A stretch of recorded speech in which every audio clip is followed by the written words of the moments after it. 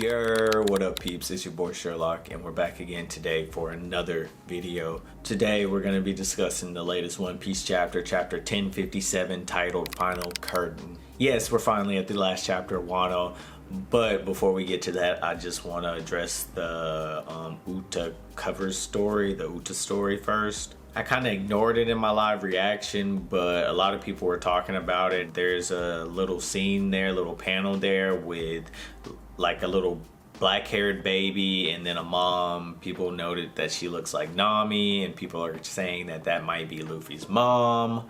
That would be really dope. I don't believe it though. I don't think Oda would do that.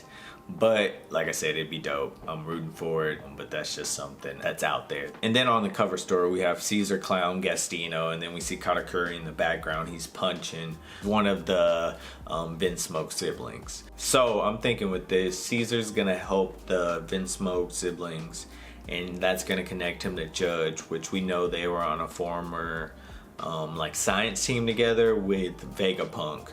And I think that's going to connect him back in the story later. Caesar's going to come back in the story also with the Vinsmokes, and that's somehow going to connect us to Vegapunk either in the story, hopefully in the story, or in the cover stories. Most likely in the story, and that's a good way to get everybody else and get that team together and kind of get like some discussion and find out a lot about Lineage Factor and Devil Fruits and all of that kind of stuff. But alright, enough about cover stories. Let's get into the chapter.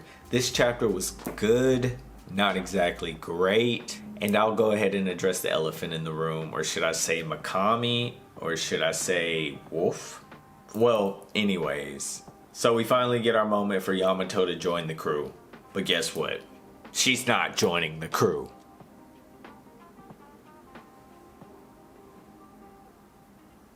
She's not joining the crew.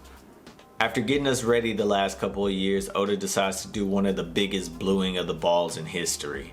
After stating multiple times she was going to go out to sea with Luffy and join the Straw Hats, Yamato all of a sudden decides to stay and travel around Wano first. Honestly, I hated this. I wasn't the biggest Yamato fan, but I still liked her. She just didn't seem like she had the like true Straw Hat motives and like big entrance into the crew. But I still would have been down for her to join, especially with it being so clear that she was gonna join. I just don't see why make a big deal out of her joining the crew if she's just gonna say, oh, never mind in the last chapter. Though it does make sense that she stay and help Momonosuke defend Wano. I mean, her Devil Fruit is the guardian deity of Wano, and it would make sense if she traveled around Wano and kind of helped defend the people. And I mean, who knows, maybe Kaido spewed out the magma when, you know, the volcano erupted and he's just somewhere on a shore in the jungle just injured, and she wanders upon him and they can have their patching up conversation. That would be a good cover story. Yamato wandering around Wano, and then she just meeting different people, helping people out, and she meets Kaido and he's injured, and they kind of like get some kind of resolution to their story. And it kind of gives a resolution to both us, the readers, and Yamato and himself in the story. And then they kind of resolve their family dispute. Maybe we even get some backstory on the Oni thing that Oda established in this arc. But moving on, I think the best part of this chapter was by far Momonosuke's goodbye to the Straw Hats after 5 arcs in 9 years. We've spent 9 years with these characters, and I definitely found myself getting emotional and tearing up a bit as Momo broke down and begged them not to leave because of how much he would miss them.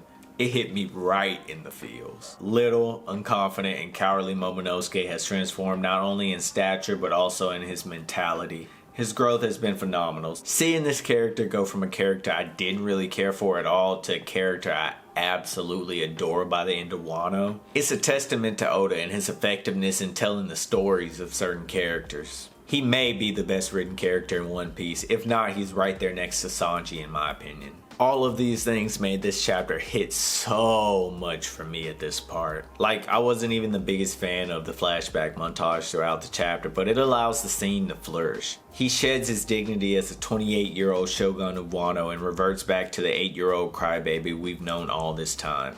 Luffy's big little brother, The role Luffy's played in Momo's life has been immense. After losing both his parents and his home just a mere few months ago in his eyes, he basically took on the role as Momo's father figure, someone that helped him do a lot of growing and maturing. If not always by words, definitely by actions. Luffy tells Momo, "You can't play the tough shogun with me. Even if you're a bit bigger now, I know what you're like on the inside. You're a small, weak dummy," as he tosses the Straw Hat flag to him. I also really enjoyed the reactions all the other Straw Hats had. It was so sweet. With the Straw Hat flag given to and accepted by Momonosuke, Wano becomes Luffy's first official territory as a Yonko. Maybe this was the last scene of Wano Oda said he was itching to draw. Luffy puts Wano under his protection, knowing that screwing with his friends means screwing with him. Something that sounds a lot like a certain red-haired pirate that just had a movie that came out. The mentee has become the mentor himself. Oda really hit me in the feels with a lot of scenes in this chapter, but there were also a few bits of comedy that really stood out to me. Some examples being the scene where Momonosuke is running through the forest instead of flying.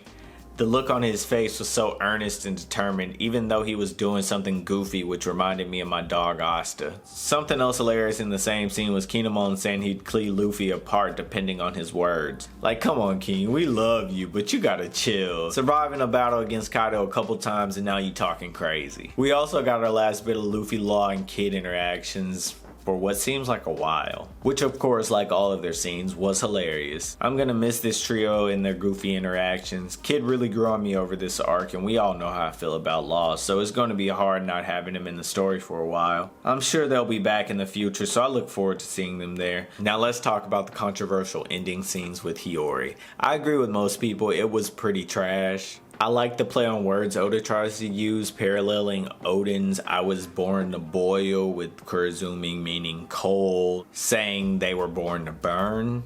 But it teaches no morals to the story with Orochi. Oda spent a lot of time crafting the story of Orochi and what made him into a cruel figure that he was. However, it feels like the ending fell flat on its face to me. It's just continuing the saga that made Orochi into the person he is. Like, okay, I get not forgiving Orochi, but vilifying the whole Kurozumi clan once again is just not a vibe that I can get with. It's not a good lesson to portray, and it's never worked out in history. I could elaborate more, but that could be a whole video in itself, so I'll just leave it at that. But with that being said, Wano is finally over. It had a bunch of highs and it had some lows, but I believe the highs definitely outweighed the lows for me. I do believe Oda bit off a little bit more than he can chew with the amount of characters that were in this arc, the length of this arc, and I do think that caused a few aspects in this arc to feel and be a bit rushed. But I do think Oda learned a lot throughout the process of this arc, and that can only make him an even better writer. But with that being said, I'm going to wrap things up. Please smash the like button.